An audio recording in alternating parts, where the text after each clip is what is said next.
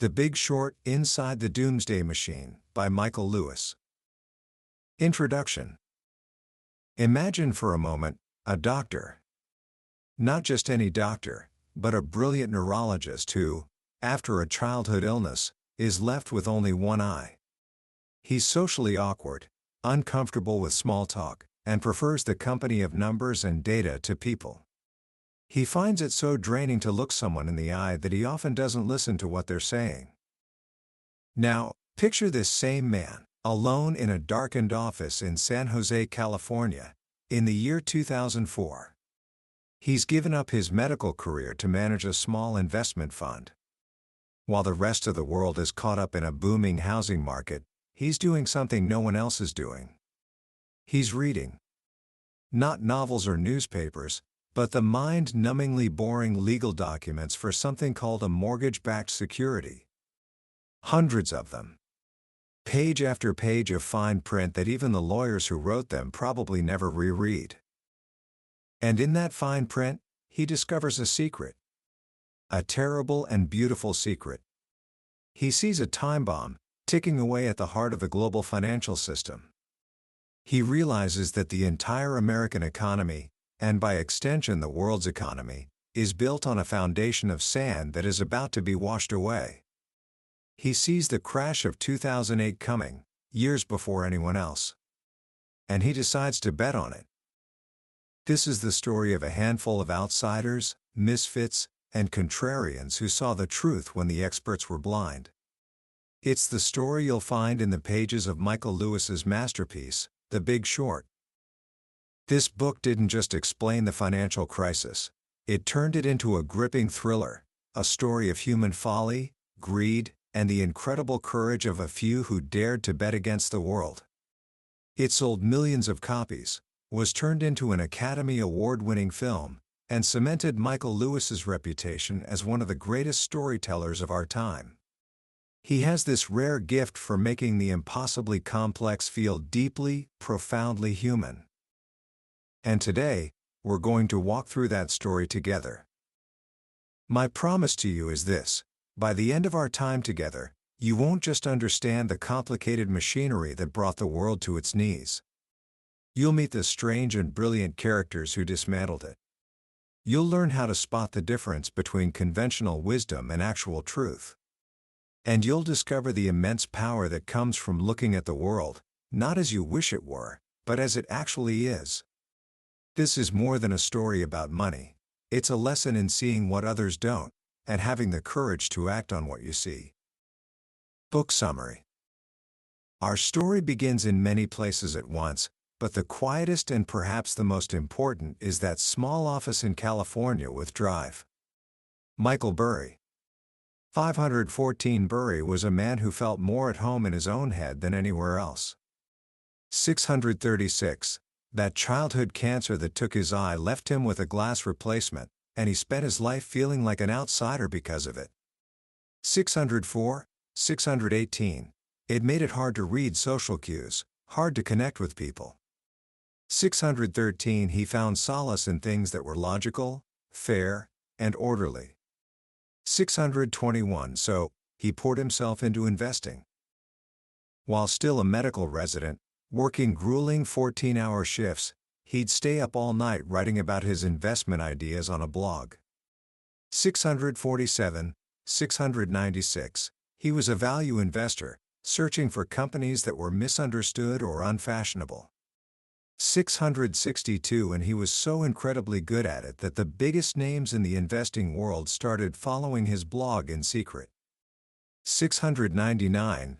703. They were watching this young, unknown doctor make trade after trade with uncanny success, right in the middle of the dot-com bubble when everyone else seemed to have lost their minds. 698. When he finally quit medicine to start his own fund, Scion Capital, these legendary investors called him out of the blue. 715. 721 of them, the famous Joel Greenblatt, told him, "I've been waiting for you to leave medicine." 725. They gave him millions of dollars, not because he was charming, he wasn't, but because what he wrote was so clear, so logical, so undeniably brilliant. 728, 744. By 2004, Burry was managing hundreds of millions of dollars.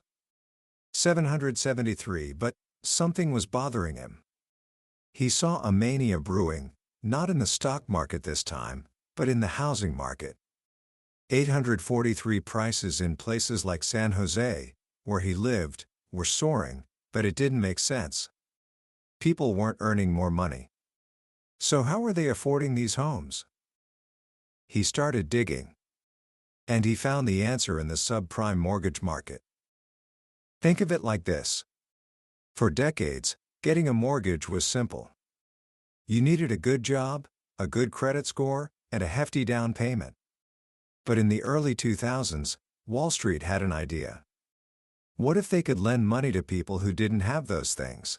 People with shaky jobs and bad credit? The subprime borrowers. 214. On its own, lending to someone who probably can't pay you back is a terrible business. But Wall Street had a magic trick. It was called securitization. They would take thousands of these risky individual mortgages and bundle them together into a single giant bond, called a mortgage-backed security, or MBS. 217. The logic was that while any one borrower might default, it was incredibly unlikely that all of them would default at the same time. It was like making a fruit salad. A few bruised apples wouldn't ruin the whole bowl. 239. These bonds were then sliced up into different levels of risk, called tranches. 222. Imagine a skyscraper. The investors in the top floors, the penthouse suites, got paid first. Their investment was rated AAA, as safe as a U.S. government bond. 517. The investors in the bottom floors, the mezzanine, got paid last. 518. They took on the first wave of losses if borrowers started defaulting, but in return, they were paid a much higher interest rate. 519. This system turned lead into gold. It allowed Wall Street to create trillions of dollars in safe AAA bonds out of piles of risky loans. And the machine needed more and more fuel. It needed more and more subprime mortgages to keep running. Michael Burry, sitting alone in his office, read the prospectuses for these bonds. He saw that the lending standards weren't just falling, they had hit rock bottom. 532 lenders were giving out interest-only or negative amortizing loans, where you didn't even have to pay back the interest. It just got added to your total debt. 533, 534. They were giving out no-doc loans, where a borrower didn't have to prove they had a job or any income at all. 530. He saw one story of a Mexican strawberry picker in California, who made just $14,000 a year, getting a loan for a $724,000 house. 1,539. Burry realized this wasn't an accident. The system was designed for these loans to fail. 1,511. Many of them had a teaser rate, a low, affordable interest rate for the first 2 years, after which it would explode upwards, becoming completely unaffordable. 584, 585. The lenders didn't care. They weren't holding on to the loans, they were selling them off to Wall Street as fast as they could make them. The risk was being passed on to someone else. 475. Burry knew the whole thing was going to blow up. The only question was how to bet on it. You couldn't just short the housing market. So Burry had an idea. He would buy an insurance policy. An insurance policy on those bottom, riskiest floors of the mortgage bonds, the BBB tranches. 895. It was a financial instrument called a credit default swap, or CDS. 554. Think of it like this. Burry was going to the big Wall Street banks, Goldman Sachs, Deutsche Bank, and saying, I want to buy fire insurance on that house. The house was a specific subprime mortgage bond he had handpicked as being the most likely to burn. He didn't own the house. He was just paying a yearly premium, And if that bond went bad, if the house burned down, the bank would have to pay him its full value. 1,233. It was a beautiful bet. His downside was limited to the premiums he paid. But his upside was enormous, 100 times his money, or more. 565. The only problem was, in early 2005, this insurance market didn't exist for subprime mortgage bonds. 591. So Burry got on the phone. He called all the big banks. 598. Most of them had no idea what he was talking about. 598. But a couple, namely Deutsche Bank and Goldman Sachs, were intrigued. 601. This one-eyed doctor out in California wanted to make a massive bet against the housing market. Why not? They could create this new market just for him. And so they did. 592. Unwittingly, Michael Burry had just handed Wall Street the tool that would become the very engine of its own destruction. 856. At the very same time that Michael Burry was quietly building his positions, another man, 3,000 miles away in New York City, was arriving at the same conclusion, but for entirely different reasons. His name was Steve Eisman. If Michael Burry was a quiet observer, Steve Eisman was a storm. 167. He was loud, abrasive, and had what his wife called a talent for being sincerely rude. 199. He'd grown up in New York, gone to Harvard Law, and hated being a lawyer. 139. 141. So his parents, who were brokers, got him a job at the investment firm Oppenheimer. 141. He became an equity analyst, someone whose job it was to tell the public whether to buy or sell a company's stock. 149. And Eisman had a special talent. He loved telling people to sell. 154. 166. He had a deep, almost moral, outrage at the stupidity and corruption he saw everywhere in the financial world. He couldn't help but call it out, loudly. 167. In the late 1990s, he had been one of the few analysts to cover the first wave of subprime lenders, and he watched them all go spectacularly bankrupt. 347. He learned a lesson that stuck with him. Wall Street didn't give a damn what it sold. 486. A few years later, working at a hedge fund, he got into a crusade against a giant consumer lender called Household Finance. 379. He discovered they were tricking customers into thinking their 12.5% mortgage was actually a 7% mortgage. 369. It was blatant fraud, he thought. 370. He called reporters. He pestered regulators. He did everything he could to expose them. 380. 381. And what happened? The company paid a fine, and then its CEO, Bill Aldinger, sold the company and walked away with $100 million. 388. 392. Eisman was genuinely shocked. 390. They should have taken the CEO out and hung him up by his fucking testicles, he said. 391. That was the moment his view of the world crystallized. He realized there was an entire industry, called consumer finance, that existed simply to rip people off. 419. And the regulators weren't going to stop it. 394. So by 2005, when the subprime mortgage machine was roaring back to life, bigger and crazier than ever before, Eisman and his small team at his new hedge fund, Front Point Partners, were deeply suspicious. 462. 463. His team included Vincent Daniel, a meticulous and deeply cynical analyst from Queens who trusted no one, and Danny Moses, his head trader, who once asked a Wall Street salesman, "I just want to know one thing. How are you going to fuck me?" 444. 447. 450. They knew this new boom was insane. The volume of subprime loans had exploded from $130 billion in 2000 to over $600 billion in 2005. 465. 466, and the loans themselves were getting worse. In the 90s, most were fixed rate. By 2005, 75% were floating rate, with those ticking time bomb teaser rates. 470, 471. They were shorting the stocks of the home builders and the mortgage lenders, but it was an unsatisfying, expensive bet. 1,455. They felt like they were smelling smoke, but they couldn't find the fire. Then, one day in February 2006, a man walked into their office.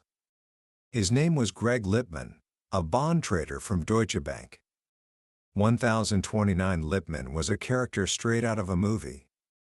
1052. He was thin, tightly wound, spoke a mile a minute, and seemed completely unaware of how outrageous he sounded. 1051, 1053. He had come to pitch them an idea. The exact same idea Michael Burry had dreamed up a year earlier: buy credit default swaps against subprime mortgage bonds. 1089. Eisman's team was immediately suspicious. Moses could have walked in the door, and if he said he came from fixed income, Vinny wouldn't have trusted him, Eisman later said. 1048. They grilled Lippmann for months. 1464. Why was he, a bond trader at a bank that was creating and selling these bonds, telling them to bet against his own market? 1125, 1126. Lippmann had a simple answer. He needed customers. He had been one of the traders who helped create the standardized credit default swap market, partly at Michael Burry's urging. But now he had a problem. He was convinced the market was going to collapse, and he had made a big bet himself. But to keep that bet, he needed to show his bosses that there was an active market, with buyers and sellers. He needed to find other people to join him on the short side. 1439, 1440. He was looking for teammates for his financial tug-of-war. 1441. Lippmann laid out the case. Home prices didn't even need to fall, he argued. They just needed to stop rising so fast. 1087. Because millions of Americans could only afford their homes by constantly refinancing and pulling out more cash. 1086. He had a chart, created by his Chinese quant, a math genius named Eugene Shu, that showed how defaults would skyrocket if home price appreciation just slowed down. 1106, 1110. For Eisman, it was like someone had put a naked supermodel in front of him. 1131. The idea of betting against this market he despised was irresistible. The only question was, who was the idiot on the other side of the trade? Who was selling all this insurance? Lippmann's answer was always the same: Dusseldorf. Stupid Germans. 1116. It wasn't just stupid Germans. The biggest seller of this insurance, the ultimate fool at the table, was one of the largest and most respected companies in the world, the American insurance giant, AIG. 1140. A small, obscure unit of the company in London, called AIG Financial Products, or AIGFP, had decided that selling credit default swaps on highly rated bonds was free money. 1141, 1166. For years, they had been insuring giant pools of corporate bonds, and it was an incredibly profitable business. 1170. Then, around 2004, the Wall Street banks, led by Goldman Sachs, came to them with a new idea. 1179. What if AIG insured not pools of corporate bonds, but pools of these new subprime mortgage bonds? Here's where the real madness begins. Remember those towers of mortgage bonds? Wall Street had a problem. It was easy to sell the top, AAA-rated floors. But it was harder to sell the bottom, risky, BBB-rated floors. 1200. So they invented a second machine. They took 100 of these risky triple B floors from 100 different mortgage bond towers and bundled them together. 1196. They then went to the rating agencies, Moody's and Standard & Poor's, and made an absurd argument. They claimed that this new bundle of 100 risky things was actually a diversified portfolio. 1205. This was like saying that if you take 100 houses in the same floodplain, they are somehow protected from a flood because they are all different houses. It made no sense. 1205. But the rating agencies, who were paid fat fees by the Wall Street firms for each deal they rated, bought the argument. 1207. They declared that 80% of this new tower, this new bond called a collateralized debt obligation, or CDO, was itself AAA rated. 1207. It was a credit laundering machine. It turned lead into gold. 1209. ARGFP saw these newly minted AAA CDOs and thought they were the same safe investments they had always insured.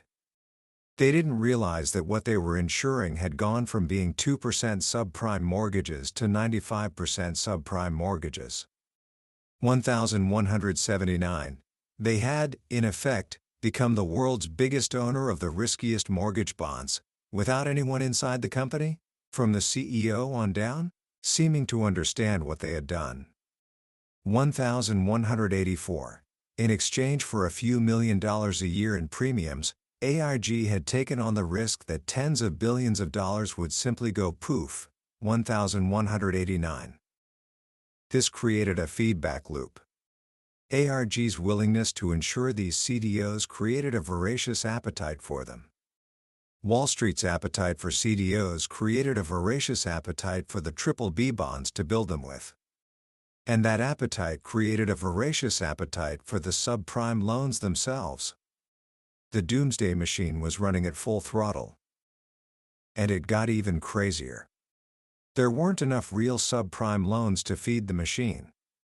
So Wall Street invented synthetic CDOs. 1192. When Michael Burry or Steve Eisman bought a credit default swap, they were making a bet that a bond would fail. What Wall Street realized was that this bet, this insurance policy, could be treated as a bond itself. 1235. They could create a CDO made up not of actual mortgage bonds, but of nothing but these side bets. 1245. They were creating risk out of thin air. When Eisman realized this, he was floored.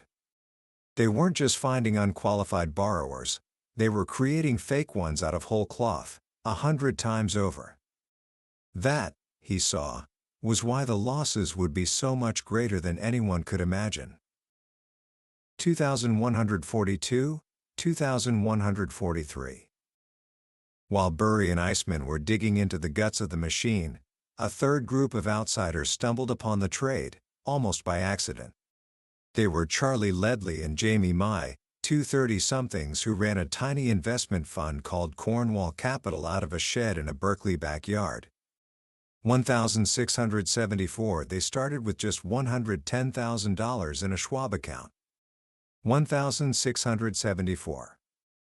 They weren't experts in anything. Their strategy was simple. They looked for bets where the market was certain something wouldn't happen, and where you could buy a cheap, long-shot option that it would. 1669. They were buying lottery tickets, but only when they thought the lottery had mispriced the odds. They called it event-driven investing. 1776. They made a fortune betting on a credit card company, then a European cable company, then a company that delivered oxygen tanks. 1757, 1760. By 2006, they had turned their $110,000 into nearly $30 million, and they'd moved to an office in New York. 1880. They brought on a partner, Ben Hockett, a former derivatives trader from Deutsche Bank who knew his way around the big Wall Street firms. 1815. One day, a friend sent Charlie Ledley Greg Lippmann's presentation on shorting subprime. 1671. He looked at it and his first thought was, "This is too good to be true." 1671. Why wasn't someone smarter than them doing this? 1674. They were late to the party, but this gave them an advantage. 1946. They didn't just want to short the BBB bonds. They followed the logic one step further. If the BBB bonds that made up the CDOs were junk, then the CDOs themselves were junk. All of them. Even the supposedly safe, higher floors. They discovered something incredible. The market was charging far less to insure the safe double-A-rated tranches of a CDO than it was to insure the risky BBB bonds that the CDO was made of. 1960. It was like discovering that you could buy fire insurance on the penthouse of a building for a tiny fraction of the cost of insuring the ground floor, even though you knew the whole building was a tinderbox. It was the perfect Cornwall capital trade. A cheap bet with an explosive, asymmetric payoff. 1950. They started calling the big banks. Lehman Brothers laughed at them. Goldman Sachs didn't want their business. J.P. Morgan fired them as a customer. 1881, 1882. They were nobodies.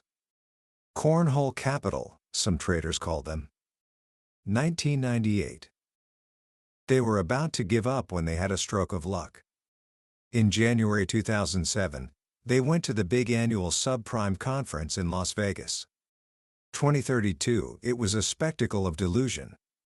7,000 people, all celebrating an industry that was, at that very moment, beginning to implode. 2,227, 2,242. They saw a stripper who boasted of having 5 houses. 2,249. They met CDO managers who admitted they had no idea what was in the products they were selling. One of them, a man named Wing Chow, told Steve Eisman at a dinner, "I love guys like you who short my market. Without you, I don't have anything to buy." 2,135. He needed their short bets to create the synthetic CDOs he sold to his clueless investors. 2,141. In Vegas, Charlie and Ben realized their bet wasn't a long shot at all. It was almost a certainty. 2,197. And they found the one person willing to sell them the insurance they craved, a woman at Morgan Stanley. 2,220. They scraped together every dollar they had and made their bet. All told, they bought $205 million worth of credit default swaps on the double-A tranches of CDOs, for pennies on the dollar. 2,377. For all of these men, 2006 and early 2007 was a period of intense psychological pressure. The long quiet. 2,558. They had placed their bets, but the market refused to believe the bad news. The housing market was cracking. Defaults were rising, but the prices of the bonds and CDOs held firm. 2559. The Wall Street firms that marked the value of their positions every day refused to acknowledge that they were making money. 2,633. Michael Burry had it the worst. His investors were in open revolt. 2,569. They were furious that he was losing them money in a rising market. They called him, they emailed him, they threatened to sue. 2,711. You make me physically ill, one wrote. 2,683. The pressure was immense. To protect the trade, he did something unprecedented. He invoked a clause in his investor agreement that allowed him to lock up their money. 2,700. He side-pocketed the credit default swaps, telling his investors they couldn't have their money back. 2,701. He became a pariah. Alone and under siege, he started to wonder if he was going crazy. It was during this time that his son was diagnosed with Asperger's syndrome, and reading the symptoms, Burry realized he wasn't just reading about his son, he was reading an instruction manual for his own life. 2,594, 2,603. Then, in June of 2007, the first major crack appeared. Two subprime mortgage hedge funds run by Bear Stearns collapsed, having lost all their investors' money. 2,767, 2,768. Suddenly, the market woke up. The index of subprime bonds began to plummet. 2,768. The traders at Goldman Sachs and Morgan Stanley who had been marking Burry's positions against him suddenly started calling him, their voices filled with panic. They had systems failures. They had power outages. 2,775, 2,776. What they really had was a dawning terror. They were on the other side of his trade, and they were beginning to understand what that meant. The rout was on. The dominoes began to fall, slowly at first, and then all at once. In August 2007, Ben Hockett, the partner from Cornwall Capital, found himself in a pub in the south of England called the Powder Monkey. 3085. It was the only place in town with a reliable internet connection. 3086. For 5 straight days, he sat in the corner with his laptop, selling their $205 million in credit default swaps.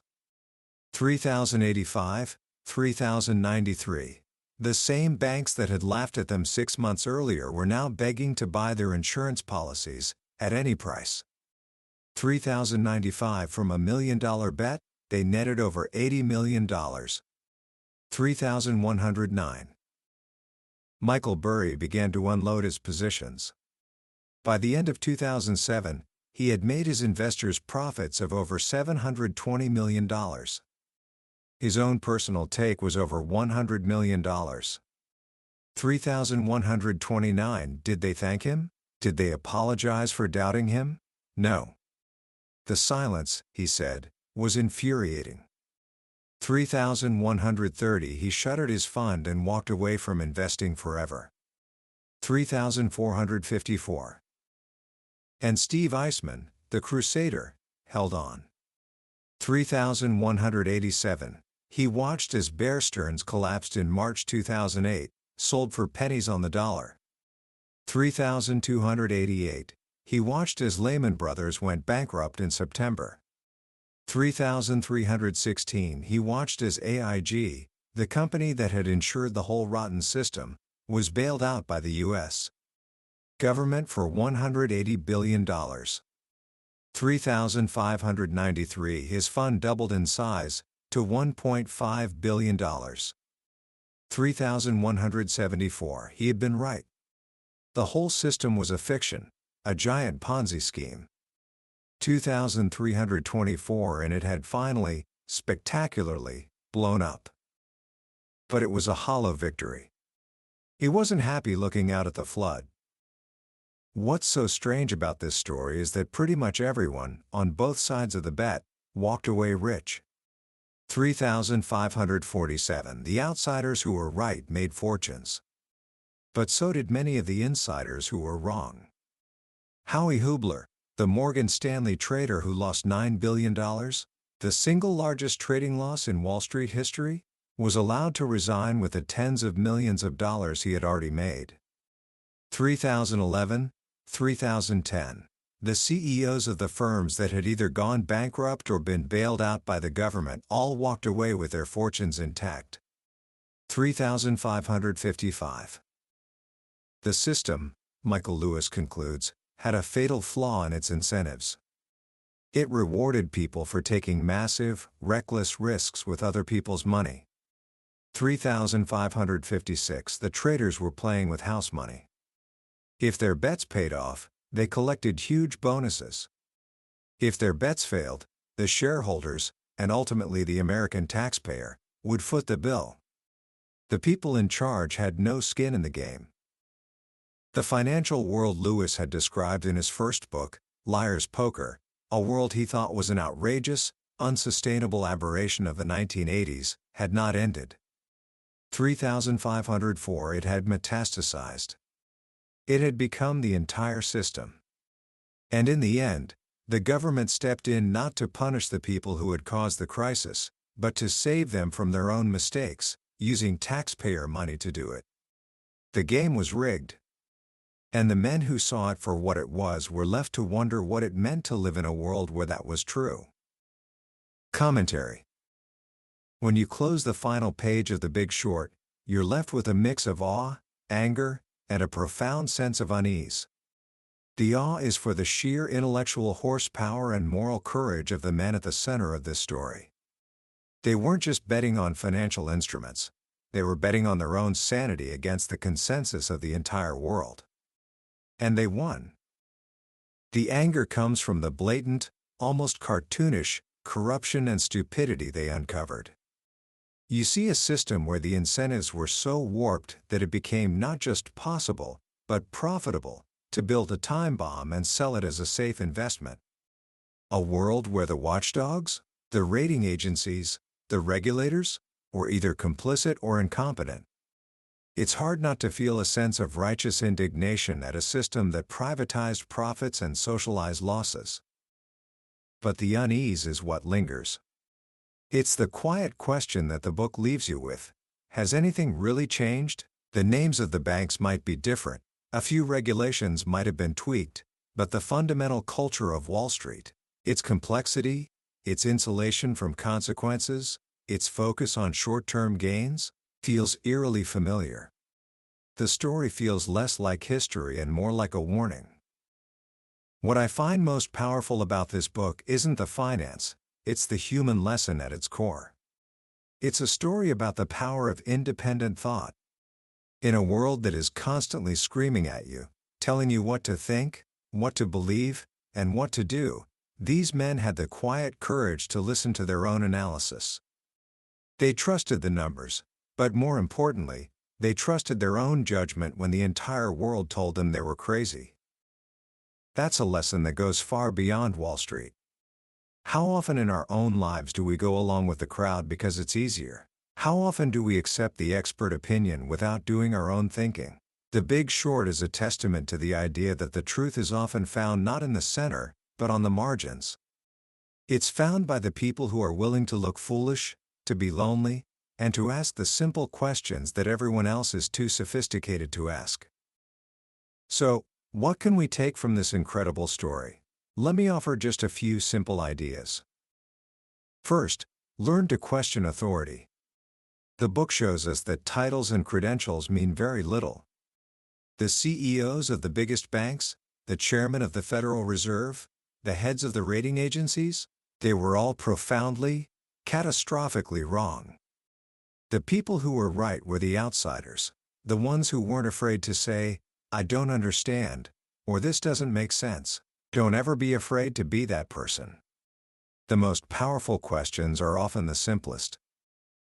Second, always understand the incentives. This is perhaps the most important lesson in the book. The entire disaster was driven by a system of incentives that rewarded reckless behavior. The mortgage broker got paid to make a loan, not a good loan. The Wall Street trader got a bonus for creating a CDO, regardless of what happened to it later. When you're trying to understand why people are behaving a certain way, look at how they are compensated. It will explain almost everything. And finally, embrace being an outsider. Michael Burry, Steve Eisman, the Cornwall Capital guys, they were all misfits. They didn't fit into the smooth, polished culture of Wall Street. And that was their greatest strength.